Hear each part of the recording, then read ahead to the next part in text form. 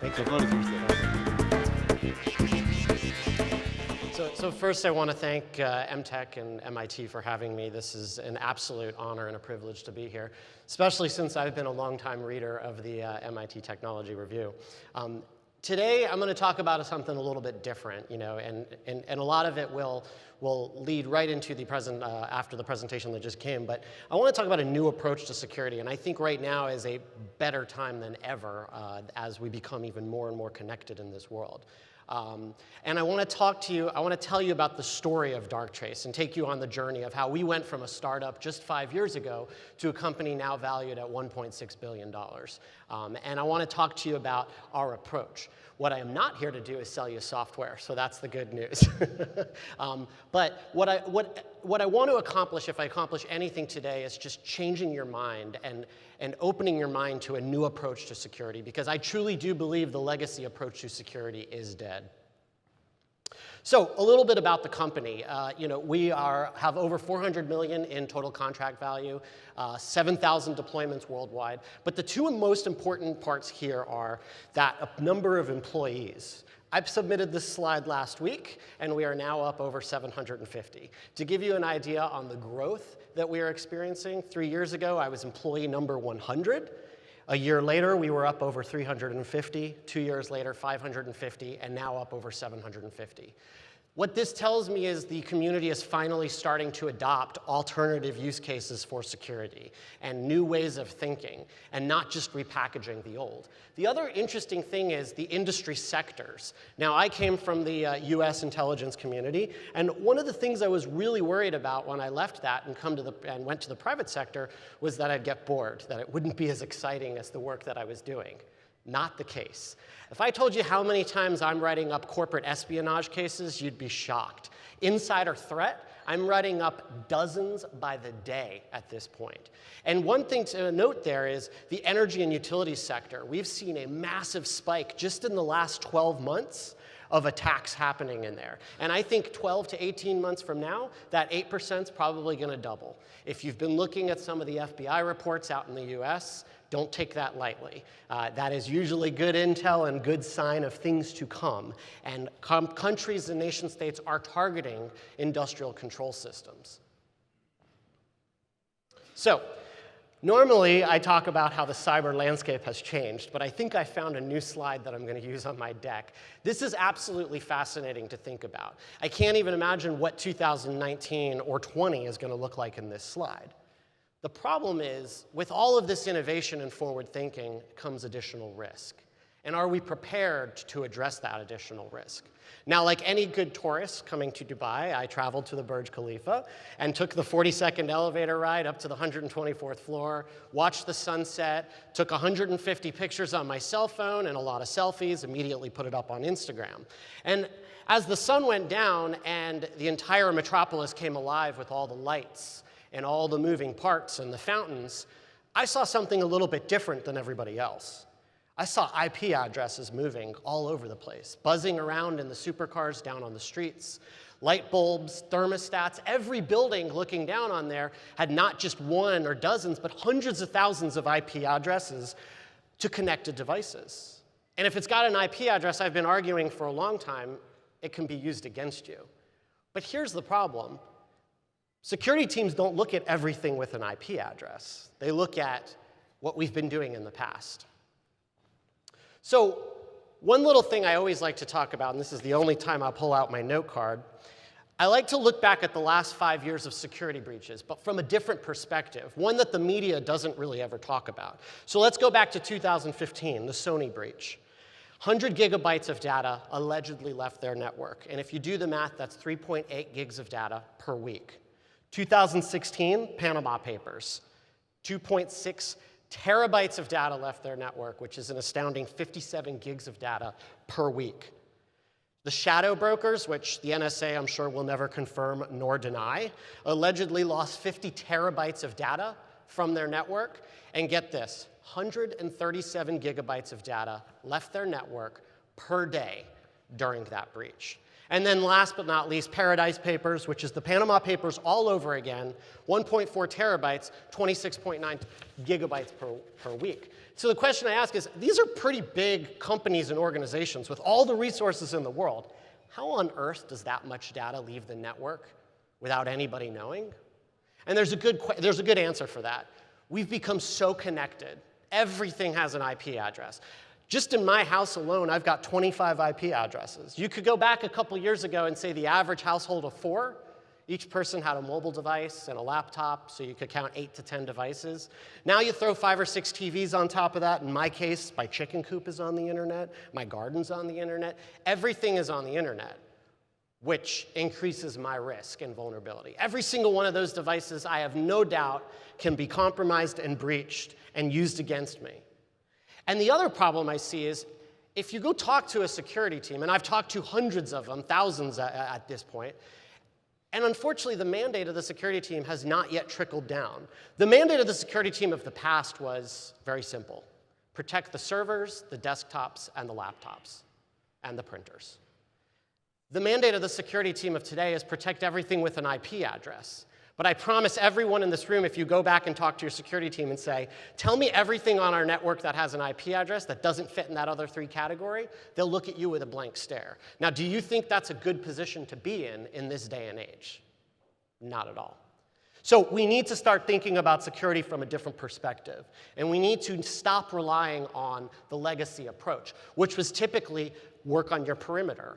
And I'm not saying don't invest in firewalls and the typical SIM and all this typical stuff we've all invested in the past. I'm saying we need to do things a little different. Now, back in the US, this might get argued, but walls do not work. If you build a wall, I'm going to show up with a taller ladder. And if you build it taller, I'm going to dig a hole underneath. And if you put a moat around it, I'm just going to bribe someone on the inside to do something for me. So we need to start thinking differently, and that is what Darktrace has done. So our founders, 5 years ago, looked at that and they said, why do we just always assume the bad guys are going to come in? Why don't we assume the bad guys are already in here, lurking in our network, and surviving and persisting for years on end, and yet we still can't see them? So what they did is they said, we need to take an inside-out approach. And they modeled our technology after the human immune system. So every single person in this room has an immune system. We've got skin. You could consider that to be the firewall, keep things, from getting in and out, but they still get in. Our perimeters are highly porous. So our system is built just like the human immune system. Your immune system detects when an anomaly is present, when some abnormality, some level or metric is not normal, and it notifies you in various physiological ways. Why can't we do the same thing for a network? And that's exactly what we've designed. We've designed the enterprise immune system. So what our software does is, utilizing a number of different types of machine learning, unsupervised machine learning, supervised machine learning, and deep learning, we can actually deploy into the central nervous system, the core of your network, and watch every single device with an IP address. All those things that you can't put endpoint agents on. All those things that your security team doesn't even realize is there. And we can watch every pattern of life of every single device over time and learn. And what we're doing is we're getting a sense of self. So over time, we're going to understand what normal is for the network. And anytime there's the slightest deviation, we're going to alert you to that. Now remember, I said it's important. We need to look at everything and anything with an IP address. And this technology, I really believe, is the future for that. If you're not doing some form of anomaly detection, then you're behind the curve, unfortunately, in 2018. So we've got the detection piece. What's the next step? It's not enough to just notify you. We all know that there's a skill shortage out there, and there's not enough analysts to actually do the work. So of course, companies have been abusing the term automation like crazy. And if I sat up here on stage and told you I'm going to deploy a set of robots that's going to do everything for you and you could get rid of your whole SOC, I'd be absolutely crazy and boot off the stage. So I'm not going to tell you that. But what I'm going to tell you is, just like your immune system tells you something is not working correctly, what do? You give it antibodies, you give it medication, and that automatically, hopefully, fixes something. So in this case, we have actually designed a machine learning-based automated response. It is called Antigena, and what it does is it takes feedback from the enterprise immune system, and it actually takes action. Now, IPSs have been a bad word in our vocabulary for a long time. They tend to break more than they fix. And I don't know a security team that actually has successfully deployed an IPS and really is happy with it. In this case, we took a different approach. We wanted to be as surgical as possible, because for every minute I kick one of your computers off the network, you're losing money. I don't know if you watched the news, but just this morning out in Spain, a major maritime hub was hit with ransomware, and they had to cease all operations.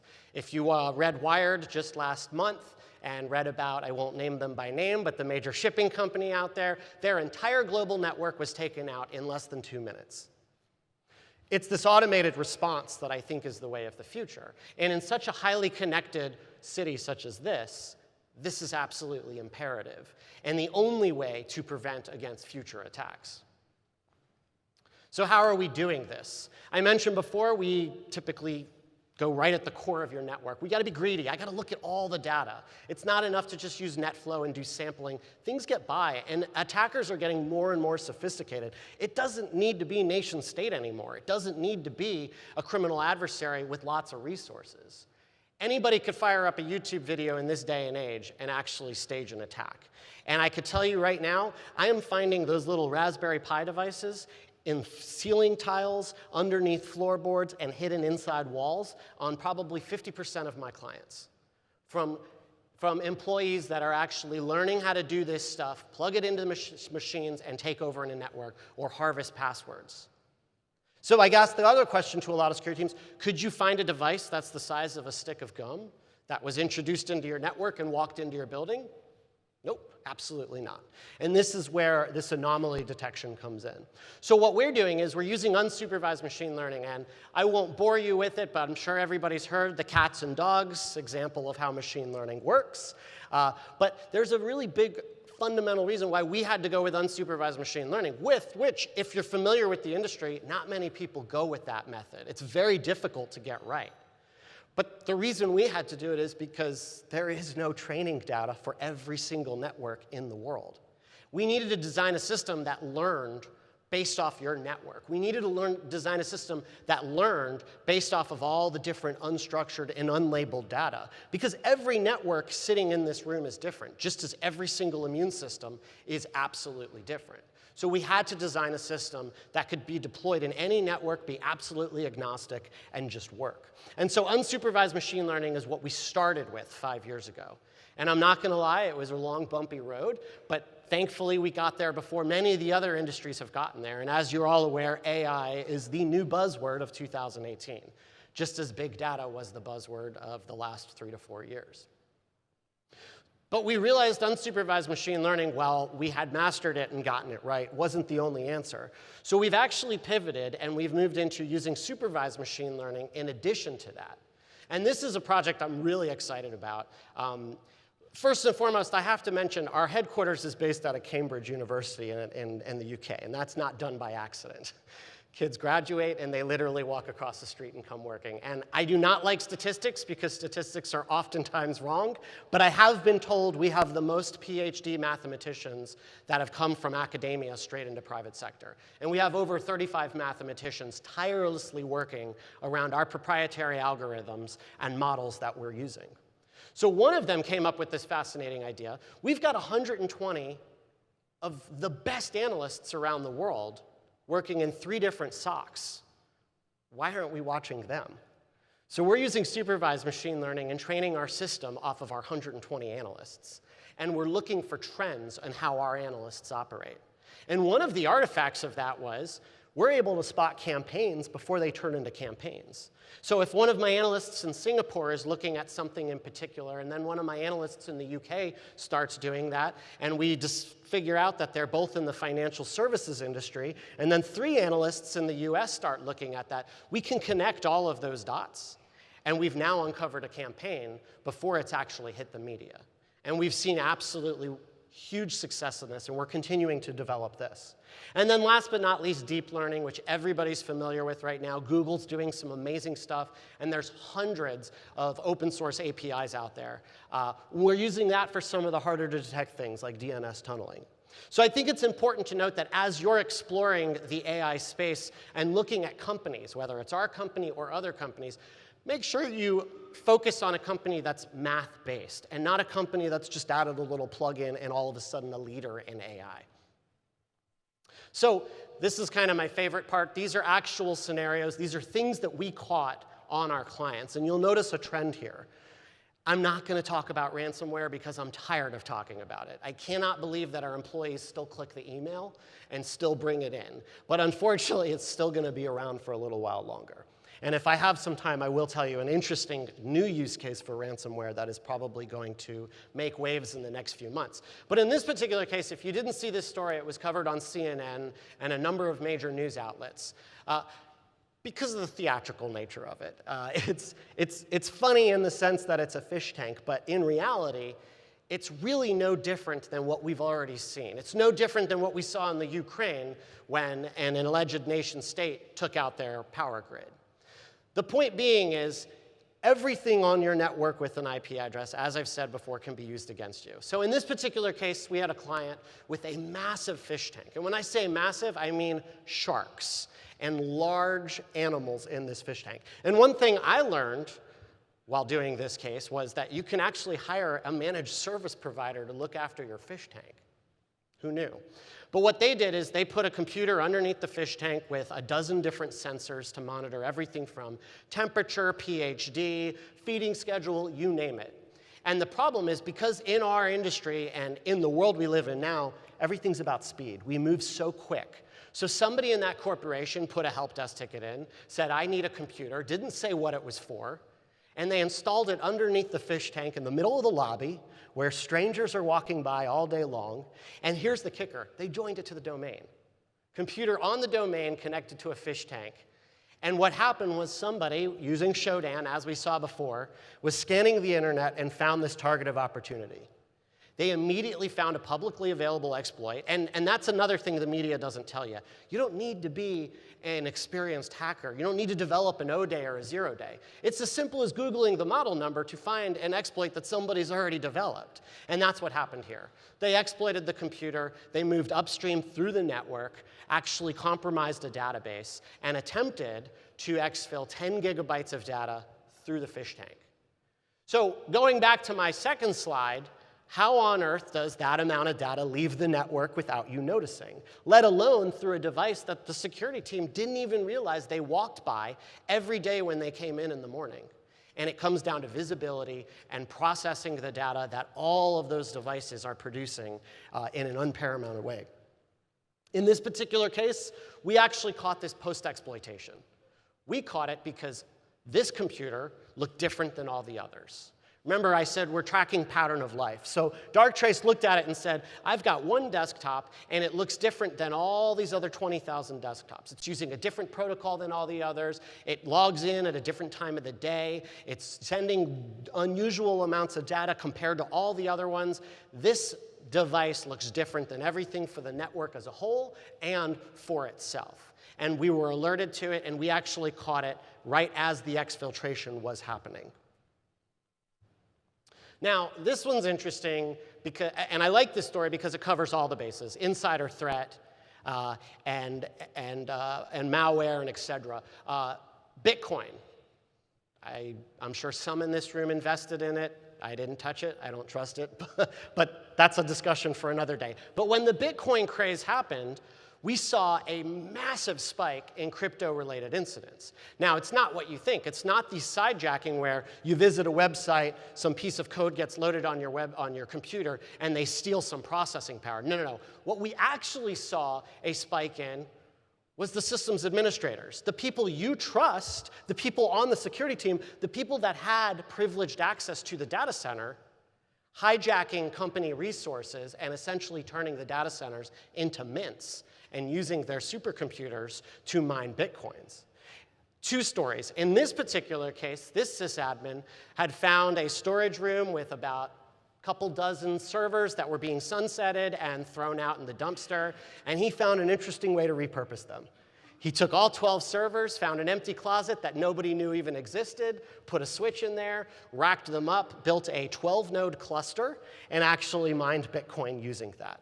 The company didn't believe us. We kept explaining to them it's there, and we had to fly out there and trace cables and show them that this closet nobody even knew existed had a whole server set up mining Bitcoin. And here's the kicker. This was a company in the finance industry that was rather outspoken against the Bitcoin craze. Could you imagine the PR that would come from that? The next one, and I'm running out of time, is an insider threat case. We saw a developer's computer, not just a developer, but a developer that had access to the entire telco, now that's important, telecommunication company's data center. So you know how much processing power they have. And what this person did was we saw this person connecting back to their home computer at really odd times of night, using a protocol that was not standard, hiding his tracks, changing log files, all the telltale signs. Not a good sysadmin because he left his home computer wide open to the internet, meaning legally, I can type in the IP address and see everything on his FTP server. And what we found in there were Trojaned Word documents for company invoices that he was planning on sending out internally and hijacking a couple thousand PCs and servers to actually mine for Bitcoin. And we caught this well before it had actually happened. Again, imagine the PR that would come from a major telco that we all pay cell phone bills to being used to mine for Bitcoin. And on that note, I am getting kicked off stage, so I will hand the microphone back. Thank you, everybody.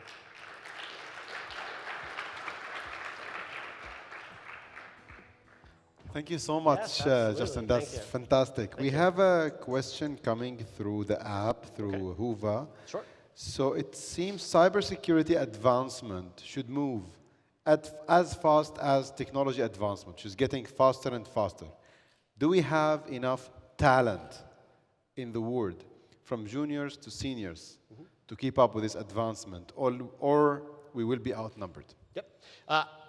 The answer is yes and no. So, no, we do not have enough talent. I actually just wrote a story about this for Dark Reading. The talent shortage is getting worse and worse, and if I read another article that says by year 2020, we're going to be this many people in debt and not have enough talent, I'm going to go nuts. Why aren't I reading articles about solving the problem? And I think the problem's easily solvable by companies developing tools that can be used by the junior talent right out of college. For instance, we actually hired a gaming developer to develop our UI so that we could target the next generation of users, so that they would have fun using the tool, they wouldn't be bored, and so that we could put a junior person on there. No more do I want to see a job requirement that says must have 5 years of experience and experience in a dozen different technologies. You should be able to hire them right out of college and address the problem. So I think the problem can be solved with the software companies firsthand. Yep. Thank you so much. I think we had, sorry, we have a question. Sure. We'll take only one, sorry. And you can get them through the app, and we will get Justin. We're answering through the app. So if Hoover, and we'll get this, because just in the interest of time. Gentlemen, please.